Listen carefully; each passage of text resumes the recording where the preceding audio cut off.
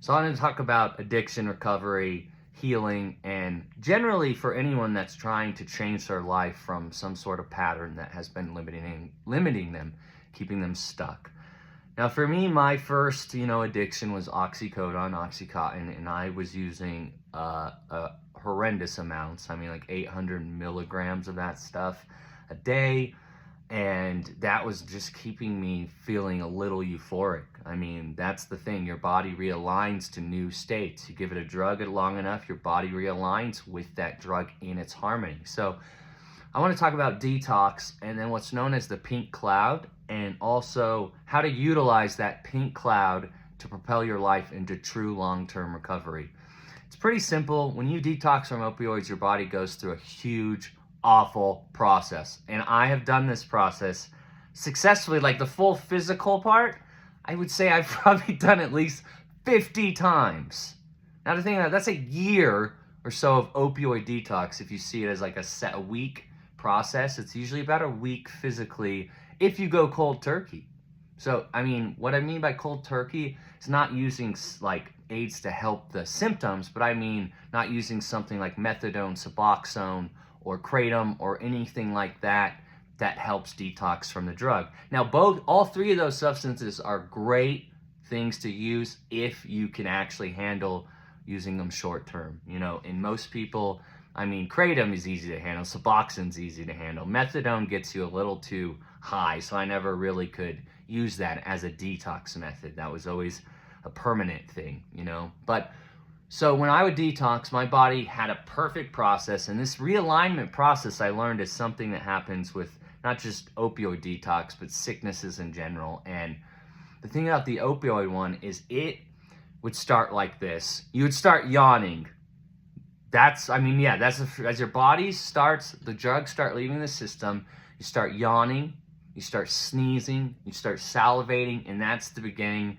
And other people have different things, but for me, my body had a specific process, even a timeline, and I knew what pain I was at, how long I had left. So my body, hot flashes. Holy crap. And this is one of the first ones that started showing me that reharmonizing of that center, right? So you detox your body, you get about 18 hours into detox, and you're, hot flashes like you're a, 60-year-old woman, and it sucks because you're just laying there freezing, you're like shivering, but the heat, and then as soon as you feel normal there, it goes the other way, and it's this back and forth, and the shooting these waves, you feel it go down your spine, and I notice now through meditation what was happening, but back then, when in my 20s, when I would be at my parents' house laying on my family bed, the bed I grew up on, just awful. No one around me, and that process, though, the hot flashes, then would soon after turn into leg cramps, leg pains, horrendous bone deep pains. In that, I would cry from that pain. I mean, and most pain doesn't make me cry, but that pain would.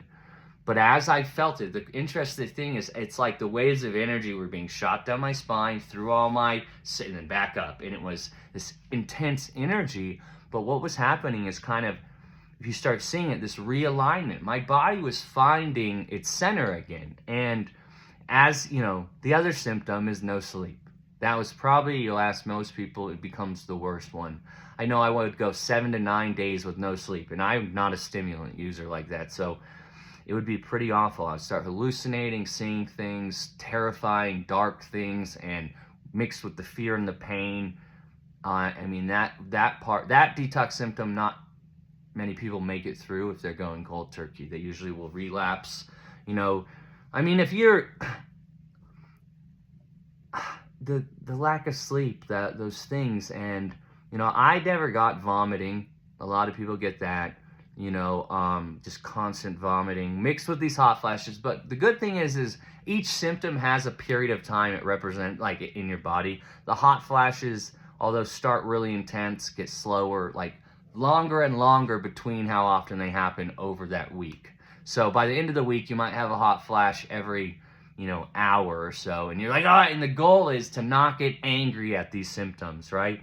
You have to surrender to the symptoms. And believe me, I found tons of over-the-counter medical aid that does help some of those symptoms. I mean, the one that was hardest to treat was the hot flashes.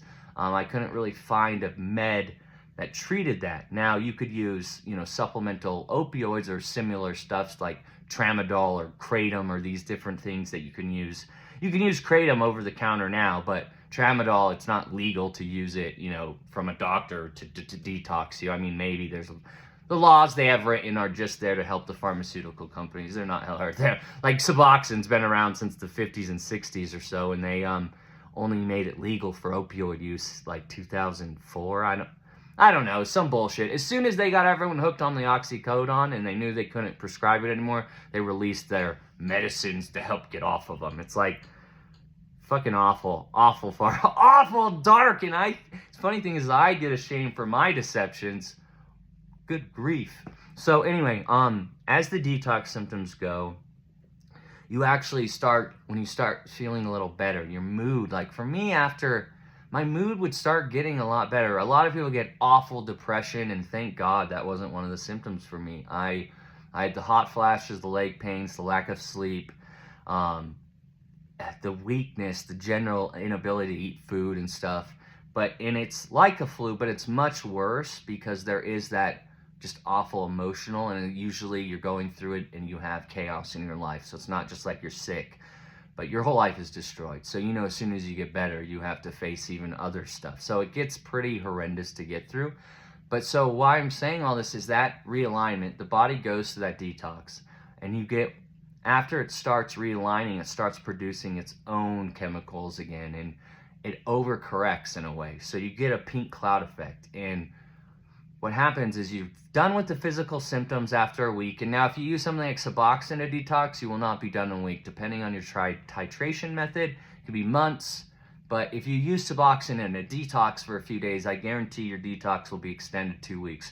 I would say don't do it, but I also have a little bit of a let's just get through this attitude. I would be like, give me some benzos and leave me alone, like in the detoxes.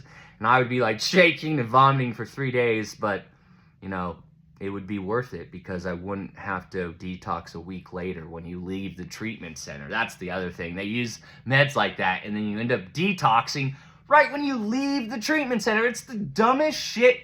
Believe me, it is dumb, and it shows the revolving door of rehabs and how they also, there's wisdom everywhere if you know how to look for wisdom, but there's also all this trashy deception out there too. So this realignment process, that awful, dark weed of the soul of detox then gets better. You start feeling better, and you start feeling a lot better. You're like clear energy, and like me, I would start laughing. Everything was funny again, and it was an amazing period of time. And a lot of people think that's recovery, right? You think that, but that effect, so that same way you went down and your body realigns the yin and yang of all those other symptoms. And what's cool is I always noticed as I know the detoxes were over, I could feel it in my lower spine. Like the pains, the muscle cramps would move through my body, like all the way through. And then when it got to my ankles, I knew I was at the end. That's usually at the week. Isn't that weird? So it would flush through my system. It was weird, and I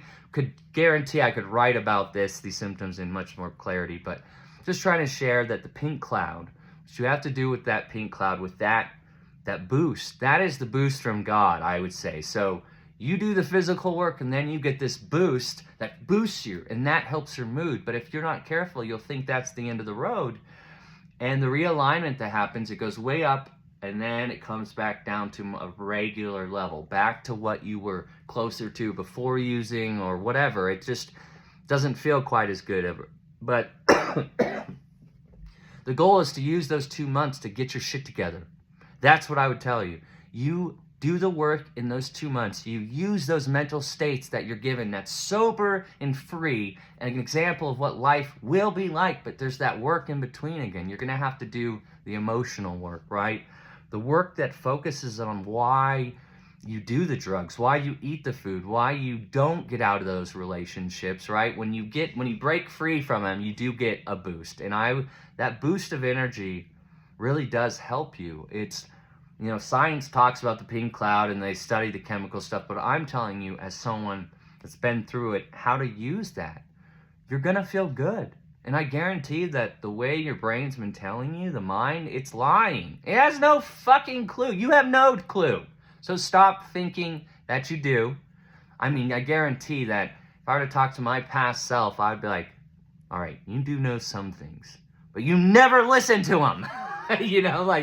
But I would say, so there's pink cloud, this realignment of mind, body, and soul. And it takes time, and it does take some work, but it's not as long or as bad as you think. I mean, it's pretty awful that I got so tolerant to detox that I could go through the symptoms, timelines, all those things, but that's not what the point is. The point is to use the mind to help you get out of the mind prison, right? To use the heart to help you to get out of the heart prison, this way you've been living.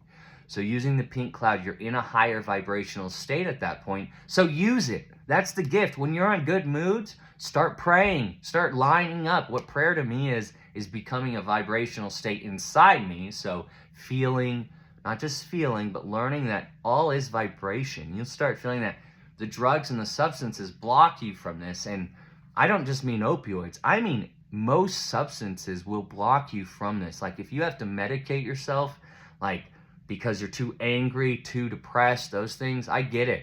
I totally do. But if you're running away from something, if you're not facing it and you're using like antidepressants to hide from something, then you're actually preventing yourself from ever healing. You're hiding, It doesn't matter how or the why you have this disorder, blah, blah, blah. But in your heart, if you feel like you're hiding, then that is what will happen. You have to learn that the heart and mind have to come into unity. And when you're doing drugs that totally hijack your system, you're not. They're misaligned. The timing's not up. So emotions and brain, it just doesn't sync up the same way. Anyway, using the pink cloud, you start doing the work, working on yourself, working on the causes. You got to get in deep. And the cool thing is with the pink cloud, it's not as scary. You're not as tight. You have more energy to face the things that have been limiting you. But most people don't realize that. They're just taught it's a chemical thing, which it is. But there's more to it than that. What a chemical thing is. I believe chemicals are a response to the vibration we have inside, and we see it backwards. Everything's connected, right? But first vibration, then the body all responds, and then we respond to how the body responds, and it goes back in this circle, this energy to physical, and just like that toroidal field. But addiction is gnarly. It really is. There's so many symptoms and so many steps, but I guarantee that bit by bit, you face it, you work at it, you can do it. You can do anything. I know it, and it's not just about like, oh yeah, someone's drunk the Kool-Aid, they are better. No, fuck any of that cynicism. Those people can go take a hike. They don't matter. They live in hell. Let them live there. You're done. So as you work through your stuff and you get honest, you're going to find that, you probably end up more honest than anyone you know in your world. And that is the goal. From the most deceptive or thinking they're most, like I thought I was, but I wasn't. I told some lies and my mind told me more lies. So you learning to work through it, but you got to get honest, get real with yourself, and find people that really are working on themselves. 12 steps, rehabs, there's people that do. But for me, it took multiple rehabs, bits of knowledge, and all of them had big flaws. But, there's a way out. There is a way out, I guarantee it, and it's not as bad as you think. It isn't. There's so much wisdom out there. And by the way, detox methods, if you need help with things to help you through, message me.